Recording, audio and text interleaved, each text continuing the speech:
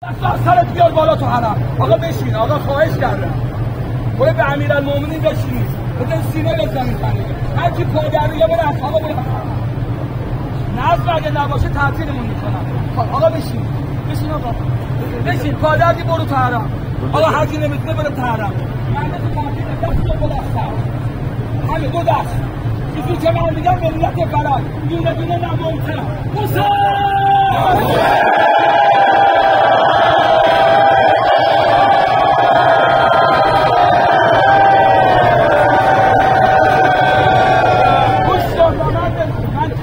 چند دسته خوندیم کمک کنید چقدر نام تو زیباست دو بار نمک زندگی ماست هر کی ایستاد نجونه گفتم مادردی برو باعث تعطیلی مجلس نشو چون خادما اگه نرد باشه چیزی نمیگن دستا بیاد بالا چقدر نام تو زیباست هوا عبدالله چقدر نام تو زیباست هوا عبدالله نمک زندگی ماست هوا عبدالله نمک زندگی ماست هوا عبدالله چقدر نام تو زیباست هوا عبدالله چقدر نام تو زیباست هوا عبدالله نمک زندگی ماست هوا عبدالله داغر کرد و ندار داغر کرد و ندار شفاعت دارد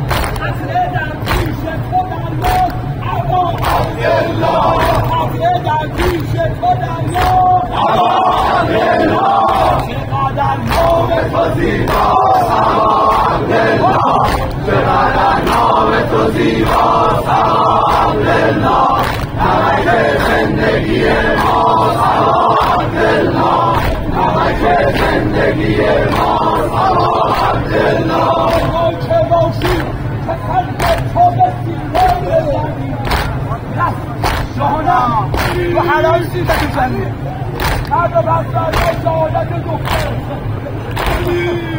آی رو تاییه که قلبی برای یتیما خوردی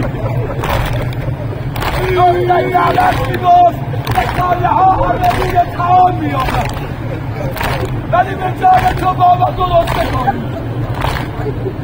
ما که باشی که سنگ تو به سینه بزنیم ما که باشی که سنگ تو به سینه بزنیم سینه زد زینب کبرا هوا عبدالله سینه زد زینب کبرا هوا عبدالله